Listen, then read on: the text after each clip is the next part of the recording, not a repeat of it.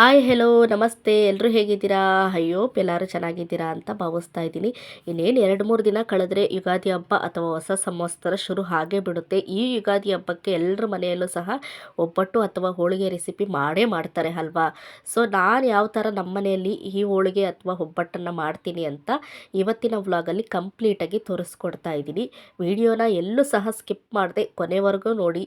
ಆಗ ನಾನು ಮಾಡುವ ರೆಸಿಪಿ ನಿಮಗೆ ಅರ್ಥ ಆಗುತ್ತೆ. ಮತ್ತು ವಿಡಿಯೋ ಇಷ್ಟ ಆದರೆ ಲೈಕ್ ಮಾಡಿ ಮತ್ತು ನಿಮ್ಮ ಅನಿಸಿಕೆ ಅಭಿಪ್ರಾಯವನ್ನು ಕಮೆಂಟ್ ಮಾಡುವುದರ ಮೂಲಕ ದಯವಿಟ್ಟು ತಿಳಿಸಿ. ಓಕೆನಾ? ಮತ್ತು ಇನ್ಯಾರಾದರೂ ನನ್ನ ಚಾನಲ್ನ ಸಬ್ಸ್ಕ್ರೈಬ್ ಮಾಡ್ಕೊಳ್ಳಿಲ್ಲ ಅಂದರೆ ಪ್ಲೀಸ್ ಸಬ್ಸ್ಕ್ರೈಬ್ ಮಾಡ್ಕೊಳ್ಳಿ. ಬನ್ನಿ ಶುರು ಮಾಡೋಣ. ಒಬ್ಬಟ್ಟು ರೆಸಿಪಿಗೆ ಬೇಕಾಗಿರುವ ಇಂಗ್ರೀಡಿಯೆಂಟ್ಸ್ ನೋಡ್ಕೊಳ್ಳೋಣ ಬನ್ನಿ. 1/4 kg ಆಗಷ್ಟು ಮೈದಾ ಹಿಟ್ಟು ತಗೊಂಡಿದ್ದೀನಿ. 1/4 kg ಆಗಷ್ಟು ತೊಗರಿಬೇಳೆ ತಗೊಂಡಿದ್ದೀನಿ.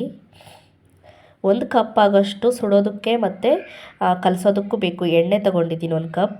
ಮತ್ತು ಕಾಯಿ ತುರಿ ನಾನು ಒಣಕೊಬ್ಬರಿ ತೊಗೊಂಡಿದ್ದೀನಿ, ಹಸಿ ಕೊಬ್ಬರಿ ಆದರೂ ಯೂಸ್ ಮಾಡ್ಕೊಳ್ಬೋದು. 1/4 ಟೇಬಲ್ ಸ್ಪೂನ್ ಆಗಷ್ಟು ಅರಿಶಿನ ಪುಡಿ ತೊಗೊಂಡಿದ್ದೀನಿ.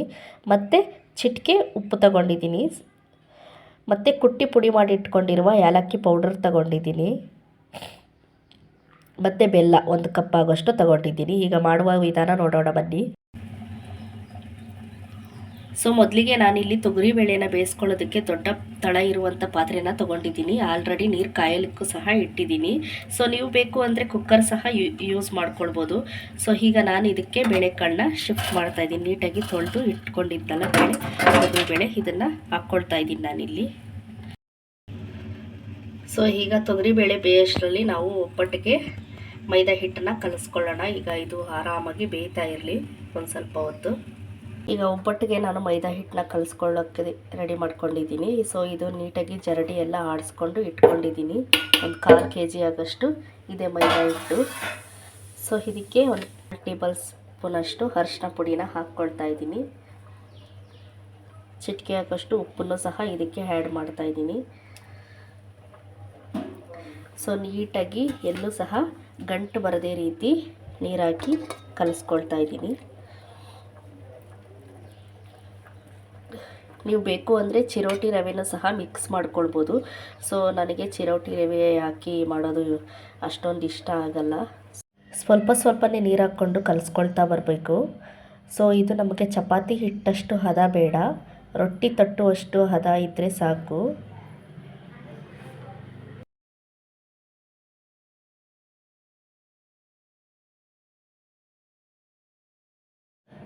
ಸೊ ಈಗ ಇದು ಹದ ಪರ್ಫೆಕ್ಟಾಗಿದೆ ಕಣಕದು. ಸೊ ಇಷ್ಟು ಮಾತ್ರ ಇದ್ದರೆ ಸಾಕಾಗುತ್ತೆ. ಇದಕ್ಕೆ ಈಗ ನಾನು ಆಯಿಲ್ ಹಾಕ್ಕೊಂಡು ಮತ್ತೆ ಕಲಿಸ್ಕೊಳ್ತಾ ಇದ್ದೀನಿ. ಚೆನ್ನಾಗಿ ಹಿಟ್ಟನ್ನು ನಾದ್ತಾನೇ ಇರಬೇಕು. ಚೆನ್ನಾಗಿ ಹಿಟ್ಟನ್ನು ನಾದ್ಕೊಳ್ಬೇಕು. ಕೈಗೆ ಬಾಯಿಗೆ ಒಂದು ಸ್ವಲ್ಪನೂ ಕಣಕ ಮೆತ್ತಬಾರ್ದು ಅನ್ನೋವರೆಗೂ ನೀಟಾಗಿ ಹಿಟ್ಟನ್ನು ನಾದ್ಕೊಳ್ತಾ ಬರಬೇಕು. ನಾವು ಒಂದು 10 ಮಿನಿಟ್ ಆದರೂ ಚೆನ್ನಾಗಿ ನಾದ್ಕೊಳ್ತಾ ಬರಬೇಕು ಹಿಟ್ಟನ್ನು. ಕಣಕ ಎಲ್ಲೂ ಸಹ ಕೈಗೆ ಬಾಯಿಗೆ ಮೆತ್ತಬಾರ್ದು, ಆ ರೀತಿಯಲ್ಲಿರಬೇಕು. ಆಲ್ಮೋಸ್ಟ್ ನೋಡಿ ಈ ಥರ ಹಿಂಗಂದರೆ ಸಾಕು, ನಮಗೆ ಹಾಗೆ ಬರಬೇಕು ಕಣಕ ಕೈಗೆ, ಅಷ್ಟಿರಬೇಕು. ಸೊ ಇದು ಈಗ ಆಗಿದೆ. ಒಂದು 10 ಮಿನಿಟ್ ಇದು ಇನ್ನೂ ಸ್ವಲ್ಪ ರೆಸ್ಟಲ್ಲಿ ಇಡೋಣ. ಸೊ ಈಗ ಬೇಳೆ ಯಾವ ಥರ ಬೆಂದಿದೆ ಅಂತ ನೋಡೋಣ ಬನ್ನಿ. ಒಬ್ಬಟ್ಟಿಗೆ ಕಣಕ ಕಲಸೋಷ್ಟರಲ್ಲಿ ಬೇಳೆಕಾಳು ನೀಟಾಗಿ ಬೆಂದಿದೆ ಅಂತಲೇ ಹೇಳ್ಬೋದು. ಹೊರಗೆಲ್ಲ ಯಾವ ಥರ ಒಡೆದಿದೆ ಅಂತ ನೀವೇ ನೋಡ್ತಾ ಇರ್ಬೋದು. ಇದು ಕರೆಕ್ಟಾಗಿದೆ. ಈಗ ಅಷ್ಟು ನಿಮಗೆ ಗೊತ್ತಾಗಲಿಲ್ಲ ಅಂತಂದರೆ ಕೈಯಲ್ಲಿ ಬೇಳೆಕಾಳು ಎತ್ಕೊಂಡು ನೀಟಾಗಿ ಸ್ಮ್ಯಾಶ್ ಮಾಡಿದ್ರೆ ಸಾಕು, ನಿಮಗೆ ಸಾಫ್ಟ್ ಆಗುತ್ತೆ. ಸೊ ಇದು ಕರೆಕ್ಟಾಗಿ ಈಗ ಬೆಂದಿದೆ ಅಂತಲೇ ಅರ್ಥ. ಈಗ ಬೇಳೆ ಬೇಯಿಸಿದ ನೀರು ಮತ್ತು ಬೇಳೆಕಾಳು ಎರಡನ್ನೂ ಸಪ್ರೇಟ್ ಮಾಡ್ಕೊಳ್ಳೋಣ. ಸೊ ಈ ಬೇಳೆ ಬೇಯಿಸಿದ ನೀರು ಸಪ್ರೇಟ್ ಮಾಡ್ಕೊಂಡಿದ್ದೀನಿ. ಇದರಿಂದ ರಸ ಮಾಡೋದು ನೆಕ್ಸ್ಟ್ ವ್ಲಾಗಲ್ಲಿ ತಿಳಿಸ್ಕೊಡ್ತೀನಿ. ಸೊ ಈಗ ನೀರೆಲ್ಲ ಸಪ್ರೇಟ್ ಆಗಿದೆ, ನೋಡ್ತಾ ಇರ್ಬೋದು. ಬರೀ ಬೇಳೆಕಾಳು ಮಾತ್ರ ಬೇಯಲಿಕ್ಕೆ ಇಟ್ಟಿದ್ದೀನಿ, ಮತ್ತೆ ನೀರಂಶ ಹೋಗಲಿ ಅಂತ. ಈಗ ನೀರಿನ ಅಂಶ ಎಲ್ಲ ಹೋಗಿದೆ. 1 ಕಪ್ ಆಗೋಷ್ಟು ಬೆಲ್ಲ ಇದಕ್ಕೆ ಆ್ಯಡ್ ಮಾಡ್ಕೊಳ್ತಾ ಇದ್ದೀನಿ. ಸ್ಟವ್ ಸ್ವಲ್ಪ ಸ್ಲಿಮ್ಮಾಗಿರಬೇಕು. ಮತ್ತು ಇದಕ್ಕೆ ನಾನು ಕುಟ್ಟಿ ಪುಡಿ ಮಾಡಿ ಇಟ್ಕೊಂಡಿದ್ನಲ್ಲ ಏಲಕ್ಕಿ ಪೌಡರು, ಇದಕ್ಕೆ ಸೇರಿಸ್ಕೊಳ್ತಾ ಇದ್ದೀನಿ ಬೇಳೆಕಾಳಿಗೆ. ಉರಿ ಕಡಿಮೆನೇ ಇರಬೇಕು, ಇಲ್ಲಾಂದರೆ ಬೆಲ್ಲ ಹಾಕೋದ್ರಿಂದ ತಳ ಅಂಟು ಬಿಡುತ್ತೆ. ಸೊ ಹಾಗಾಗಿ ಉರಿ ಕಮ್ಮಿಯಲ್ಲೇ ಇದ್ದು ನೀವು ತಿರುಗಿಸ್ಕೊಡ್ತಾ ಬರಬೇಕು. ಬೇಳೆ ಜೊತೆ ಬೆಲ್ಲ ಮತ್ತು ಏಲಕ್ಕಿ ಪೌಡರ್ ಹಾಕಿ ಬೆಲ್ಲ ಕರಗೋದಕ್ಕೆ ಪ್ಲೇಟ್ ಮುಚ್ಚಿ ಇಟ್ಟಿದ್ದೆ. ಸೊ ನೋಡ್ತಾ ಇರ್ಬೋದು ನೀವು ಎಷ್ಟು ನೀಟಾಗಿ ಬೆಲ್ಲ ಎಲ್ಲ ಕರಗಿದೆ ಅಂತ. ಸೊ ಇಷ್ಟು ಮಾತ್ರ ಇದ್ದರೆ ಸಾಕು. ಇದನ್ನು ಈಗ ಆಫ್ ಮಾಡೋಣ ಸ್ಟವ್ನ. ಈಗ ಸ್ಟವ್ ಎಲ್ಲ ಆಫ್ ಆಗಿದೆ. ಸೊ ಕಾಯಿ ತುರಿನ ನಾನು ಇದಕ್ಕೆ ಈಗಲೇ ಹಾಕ್ಕೊಳ್ತಾ ಇದ್ದೀನಿ. ನೀವು ಬೇಕು ಅಂದರೆ ರುಬ್ಬಿದಾದ್ಮೇಲೂ ಸಹ ಹೂರಣಕ್ಕೆ ಹಾಕ್ಕೊಳ್ಬೋದು. ನಾನು ಇದಕ್ಕೆ ಹಾಕ್ತಾಯಿದ್ದೀನಿ. ಒಂದೊಂದು ಸಲ ನೀಟಾಗಿ ಅದು ತಟ್ಟಿದಾಗ ಬರೋಲ್ಲ, ಕಿತ್ತೋಗುತ್ತೆ ಕಾಯಿ ತುರಿಯಿಂದ. ಸೊ ಹಾಗಾಗಿ ಕಾಯಿ ತುರಿ ಒಂದೇ ಸಲ ಇದಕ್ಕೆ ಆ್ಯಡ್ ಮಾಡಿ ನುಣ್ಣಗೆ ರುಬ್ಕೊಳ್ಳೋದಕ್ಕೆ ಇದು ಮಾಡಿದ್ದೀನಿ. ಸೊ ಇದನ್ನು ಈಗ ಕೆಳಕ್ಕೆ ಇಳಿಸಿದ್ಮೇಲೆ ಹಾರಲಿಕ್ಕೆ ಬಿಡ್ತಾಯಿದ್ದೀನಿ ನಾನು, ನೀಟಾಗಿ ಹಾರಲಿ. ಸೊ ನೋಡ್ತಾ ಇರ್ಬೋದು ಯಾವ ಥರ ಹಾರಿದೆ ಅಂತ, ಬೆಲ್ಲ ಎಲ್ಲ ನೀಟಾಗಿ ಯಾವ ಥರ ಕರಗಿದೆ ಅಂತ. ಸ್ವಲ್ಪ ಉಗುರು ಬೆಚ್ಚಗಿದ್ರೂ ಸಹ ಹೂರಣ ನಡೆಯುತ್ತೆ, ಮಿಕ್ಸಿಗೆ ಹಾಕ್ಕೊಳ್ಬೋದು ಆರಾಮಾಗಿ. ಸೊ ಈಗ ನಾನು ಮಿಕ್ಸಿ ಜಾರಿಗೆ ಶಿಫ್ಟ್ ಮಾಡ್ಕೊಳ್ತಾ ಇದ್ದೀನಿ. ನುಣ್ಣಗೆ ನೀಟಾಗಿ ರುಬ್ಕೊಳ್ಬೇಕು. ತಟ್ಟಬೇಕಾದ್ರೆ ನಮಗೆ ಬೇಳೆಕಾಳು ಎಲ್ಲ ಸಿಗಬಾರ್ದು. ಸೊ ಆ ಥರ ನೀಟಾಗಿ ರುಬ್ಕೊಳ್ಬೇಕು.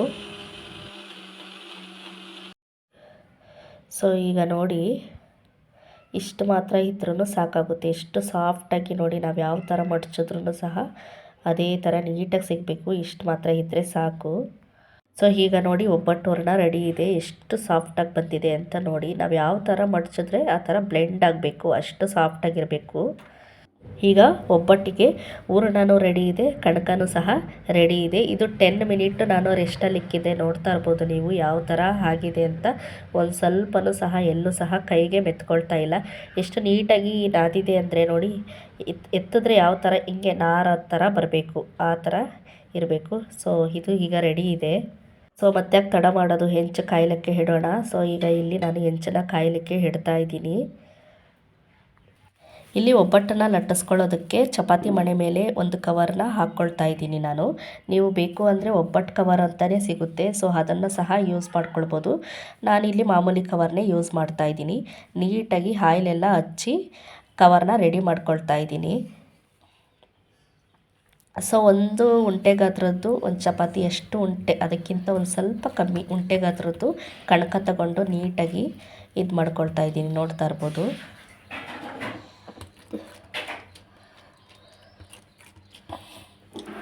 ಸೊ ಇಷ್ಟರ ಸರ್ಕಲ್ ಇದ್ದರೆ ಸಾಕಾಗುತ್ತೆ.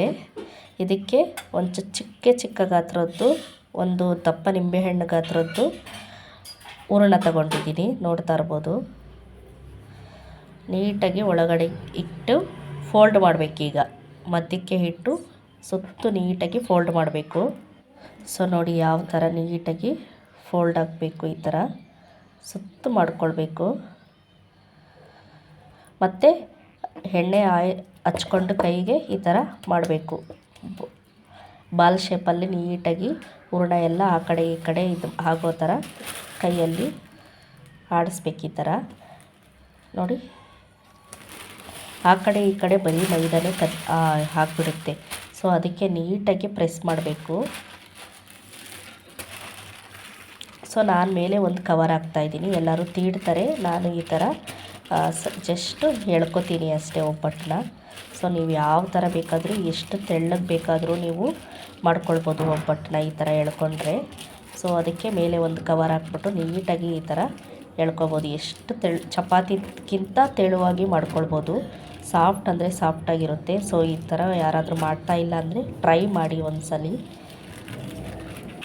ಸೊ ಎಷ್ಟು ಈಸಿಯಾಗಿ ನಾವು ತೀಡಿದ್ರಲ್ಲ, ಸೊ ಅಷ್ಟೇ ಈಸಿಯಾಗಿ ಇದನ್ನು ಎತ್ಬೋದು.